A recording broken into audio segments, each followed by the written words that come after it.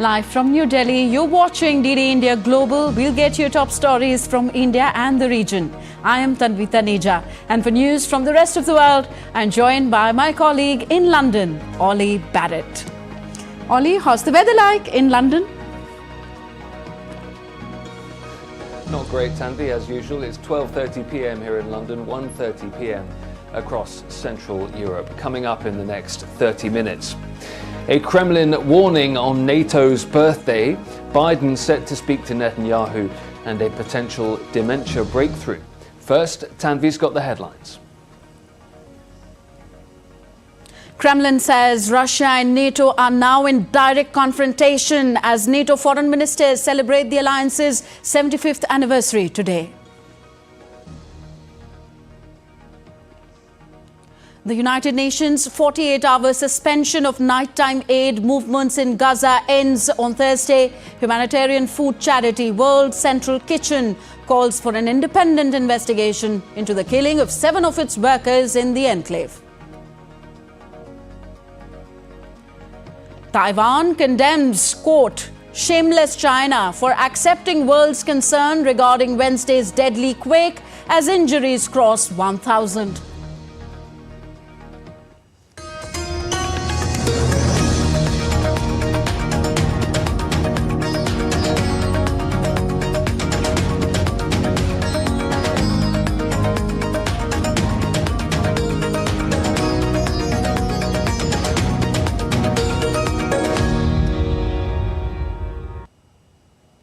On Thursday, Kremlin spokesperson Dmitry Peskov has stated that relations between Russia and NATO have reached a direct confrontation level as NATO members are holding a 2-day meeting in Brussels on how to provide more aid and military support to Ukraine. NATO has been supporting Ukraine in its conflict with Russia by providing advanced weaponry, training and intelligence. Russian President Vladimir Putin had previously warned that the conflict between Russia and NATO would bring the world closer to World War III. In fact, these relations have now slid to the level of direct confrontation. Indeed, NATO countries and the alliance itself are already involved in the conflict around Ukraine. NATO continues its movement towards our borders, expanding its military infrastructure towards our borders.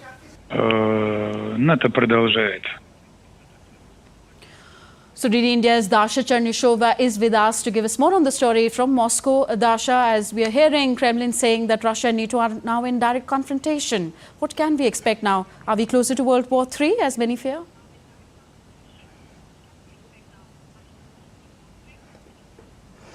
Well, certainly Moscow does perceive NATO as an aggressive alliance, and the Kremlin repeatedly confirms this, saying that the alliance is getting closer and closer to the Russian borders. It is enlarging. There have been several waves of the enlargement, and also the military infrastructure of these alliance is getting closer to Russia, forcing Russia to respond. So from the Russian perspective, it is NATO that is posing a threat to Russia. From the perspective of NATO, it is a defensive alliance, that it is Russia that has proven once again that NATO is still relevant by supporting Ukraine at the moment. At the same time, Moscow maintains that NATO's involvement in Ukraine means that the relationship have not only slid to the direct confrontation, they have been deteriorated on purpose. The Deputy Foreign Minister Alexander Grushko early in the day was quoted as saying that Washington and Brussels have done their utmost to make sure that the relations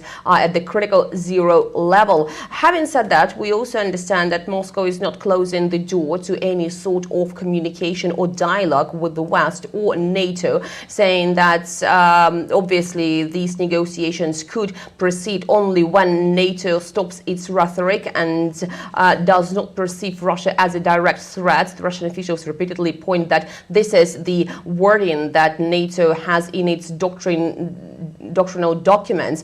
So from the Russian perspective, obviously obviously the relations are very tense, but Moscow is not shutting the door. It has been suggested by the Russian officials even before the conflict in Ukraine started in 2022 that there should be some sort of document signed between NATO and Russia. Moscow was coming up with the security proposals, but Moscow insists that NATO was not willing to discuss that. So at the moment, obviously the relationship is very difficult. The relations are tense, and escalation is something that many analysts are expecting. But keep in mind that there was the conversation between the defense ministers of France and Russia that took place on Wednesday. The sides did talk about the issues of common interest, such as tackling international terrorism. And even though their positions on Ukraine are miles apart, the understanding is that dialogue is something that could resume. But again, the positions are very different and they have to narrow somehow.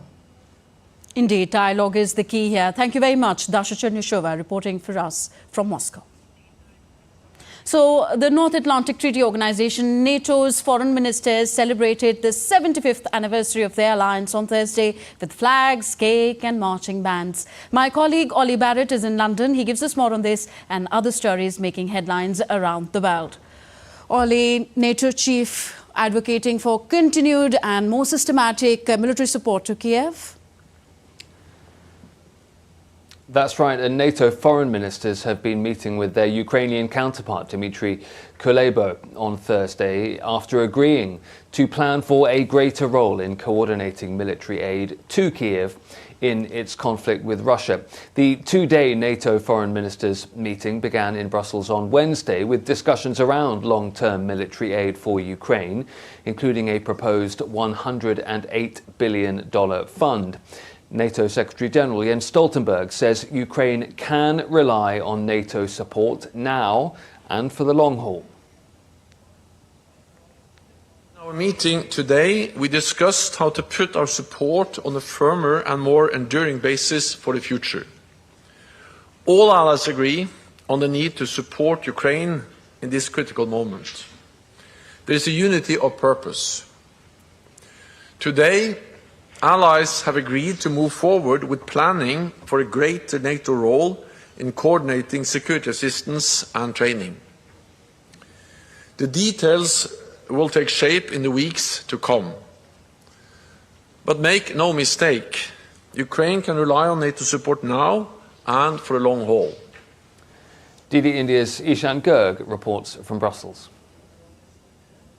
Wednesday was the first time when there was a formal announcement about this process being kicked off, about the discussion of this $108 billion fund. The idea, of course, is to provide Ukraine with long-term visibility over what kind of money it can have in the pipeline so as it can plan its offensive in a much better way.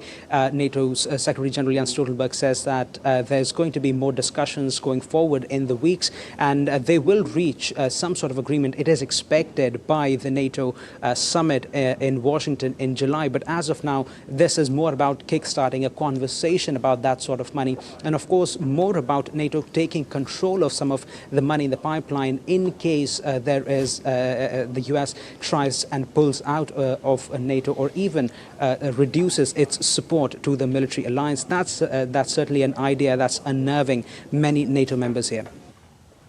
The 75th anniversary we've mentioned marks the signing of the North Atlantic Treaty on April the 4th, 1949. That established the transatlantic political and military alliance. NATO began with 12 members from North America and Europe. 75 years later, NATO has 32 members and has retaken a central role in world affairs. Russian drones have carried out multiple strikes in Ukraine's second-largest city of Kharkiv, resulting in the deaths of at least 4 people and injuring 10 more. The repeated strikes targeted high-rise apartments and private homes, with at least 3 emergency vehicle drivers killed as they responded to the incidents. Another person was killed in a separate strike on private homes in another district of the city. Around 350,000 residents are without power in Kharkiv following the drone attack overnight.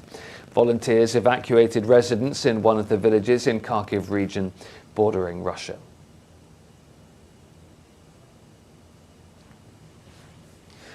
World leaders continue to condemn the attack on aid workers in Gaza, as Israel says the strike was a grave mistake and has apologized for the incident. In an emotional interview, World Central Kitchen founder Jose Andres says the attackers targeted his aid workers systematically, he said, car by car. Monday's strike, which killed 7 members of his staff, was not a mistake, he claimed, repeating the Israeli forces had been told of the aid workers' movements beforehand. This happened over more than 1.5, 1.8 kilometers. So this was not just a bad luck situation where, oops, we dropped the bomb in the wrong place, or no, this was over 1.5, 1.8 kilometers with a very defined humanitarian convoy that had signs in the top, in the roof, a very colorful logo that we are obviously very proud of, but that's very clear who we are and what we do. After the incident, the United Nations on Tuesday announced a 48-hour suspension of nighttime aid movements in Gaza, which will end on Thursday night, local time. 7 aid workers were killed in the Israeli airstrike in Gaza on Monday when they were leaving the Deir al-Balah warehouse after unloading food aid there. Well, US President Joe Biden and Israeli Prime Minister Benjamin Netanyahu are scheduled to hold a phone call later. US Secretary of Defense Lloyd Austin on Wednesday urged Israel to take concrete steps to protect aid workers and civilians in Gaza.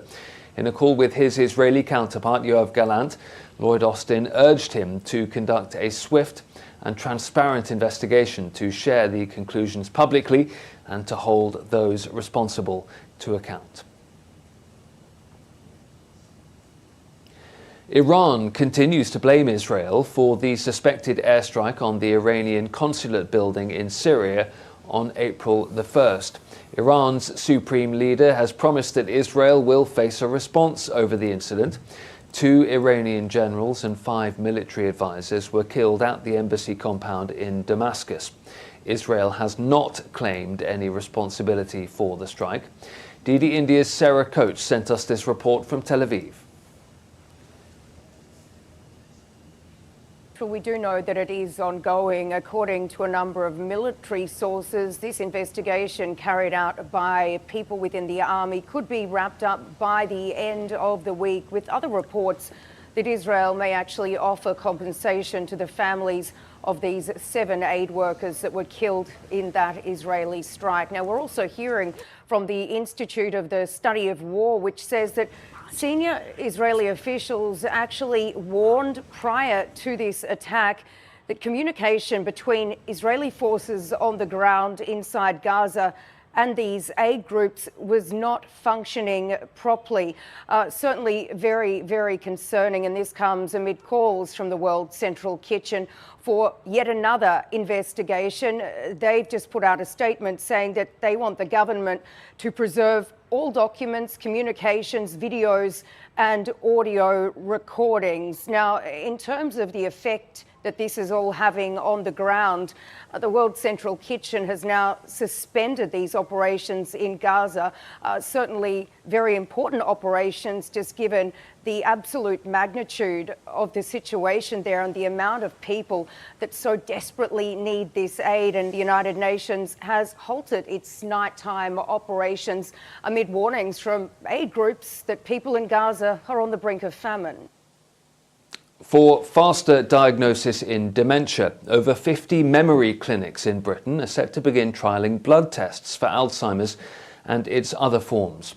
Around 5,000 volunteers will take part in the 5-year research project carried out by teams at the University of Oxford and University College London. Statistics suggest about a third of British people with dementia never receive a formal diagnosis. With memory clinics, neuroscientists hope the trial will enable people to access medical care at a much earlier stage. And with that potential development in dementia study Tanvi, I'll hand it back to you in the studio. Thank you, Ollie. And we also hope that weather stays perfect at your end. That was Ollie Barrett joining us all from London. You're watching DD India Global, still to come on the show. India's President Draupadi Murmu launches the country's first homegrown gene therapy for treatment of blood cancer. Calendulas, or the common marigold, relieve Egyptian farmers despite inflation.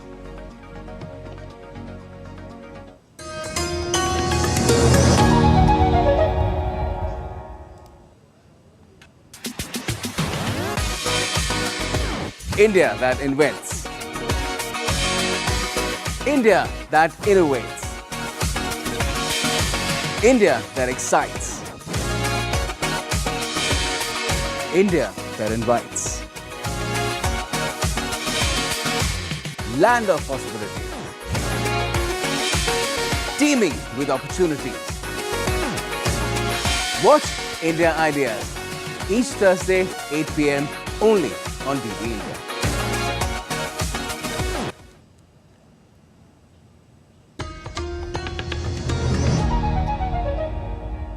Welcome back. You're watching DD India Global. I'm Tanvi Taneja.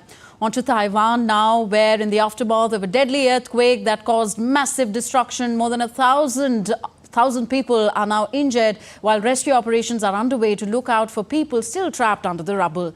The quake has resulted in destroyed buildings and caused multiple landslides. The death toll stayed at 9 from Wednesday's 7.2 magnitude earthquake, while the residents are still coping up with the aftershocks and had to spend the nights outdoor. Residents were seen retrieving their belongings and collecting essentials of living.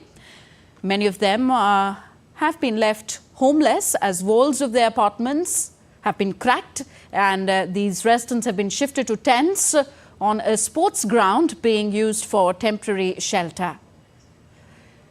Helicopters are being used by rescuers for people stranded at mining area, while some government personnel were deployed to help residents collect their valuables from the destroyed buildings.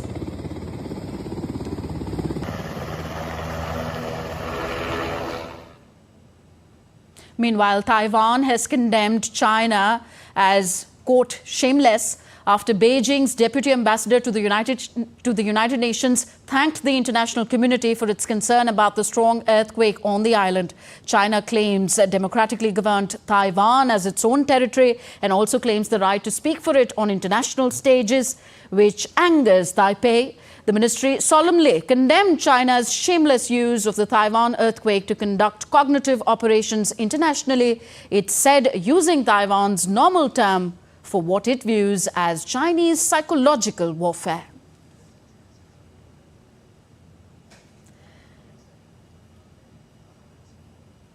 And to talk to us more about the quake, we have with us Roger Chifeng Liu from Taiwan. He is the CEO of Research Institute for Democracy, Society and Emerging Techs, National Science and Tech Council, Taiwan. Welcome, Roger, to the program. Taiwan, much like neighboring Japan, has a long history of catastrophic quakes. How does the April 3rd earthquake fare with other recent quakes? Thank you, Tanvi, for having me here.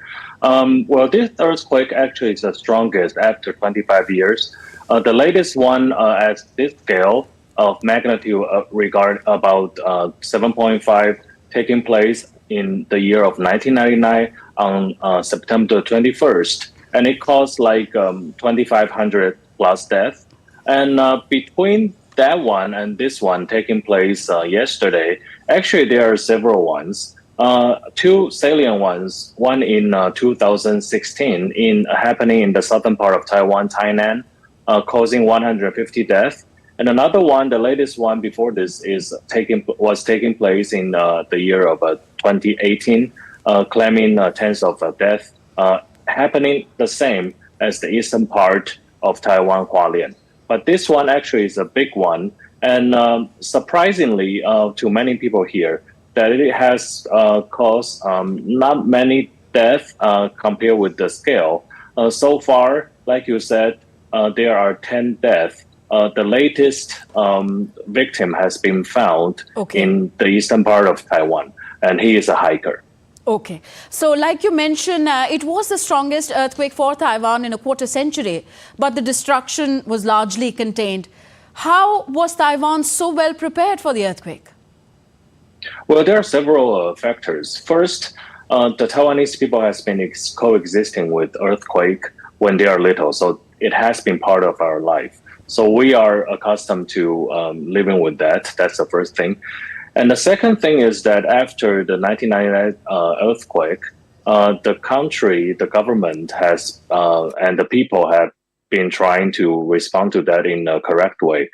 First, stricter construction regulations was made and passed in the Legislative Council.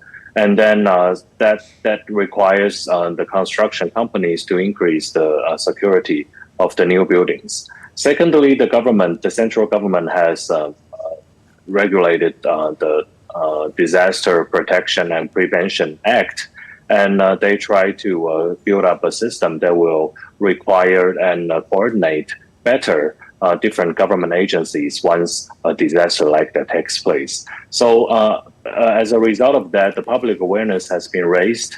And very importantly, Taiwan is a democracy.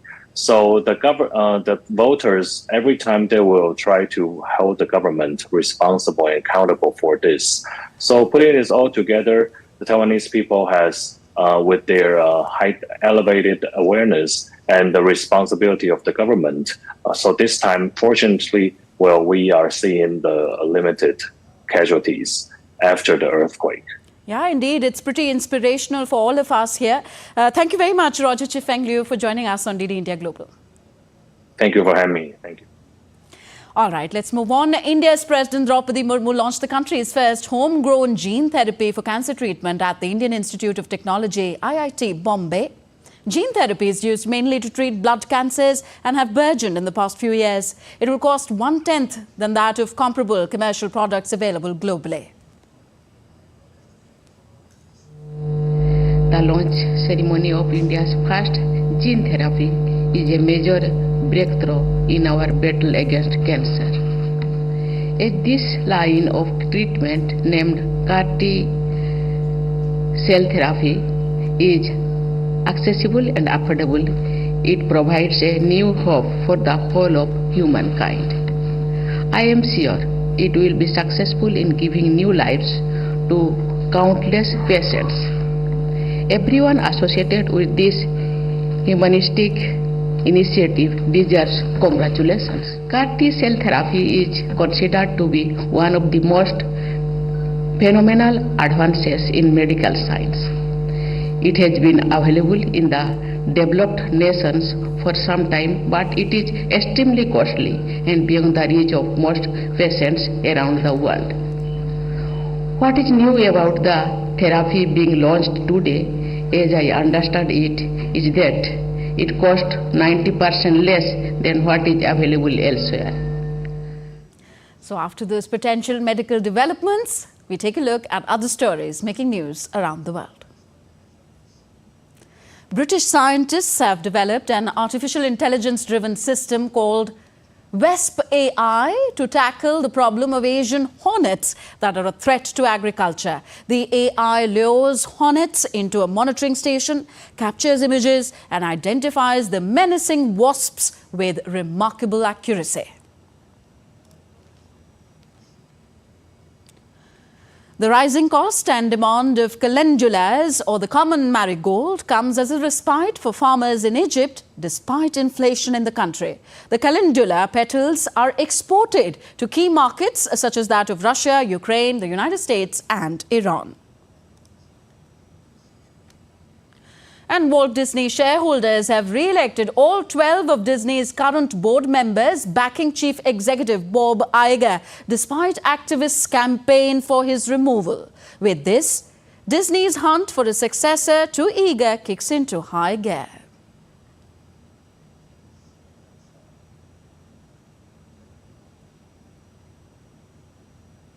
And before we close, allow me to take you to Turkmenistan, where the opening ceremony of the Digital Sports Competition was organized at the State Institute of Physical Culture and Sports on Wednesday.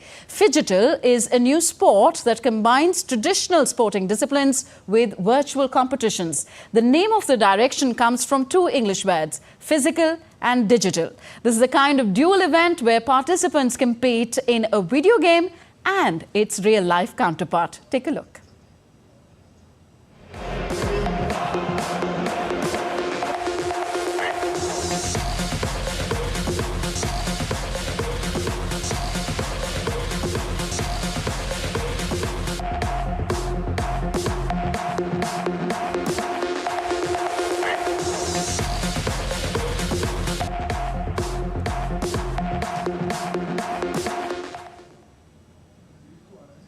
So with that, we wind up this edition of DD India Global. Join us for another edition of the show live from Washington, D.C. at 7:30 p.m. IST. That's 1400 hours GMT. Do let us know your thoughts on the news of the day. Connect with us on Facebook, X, formerly Twitter and Instagram. We will be back with more news as it breaks here on DD India. I'm Tanvi Taneja from my entire team in New Delhi. Thank you for watching. Namaskar.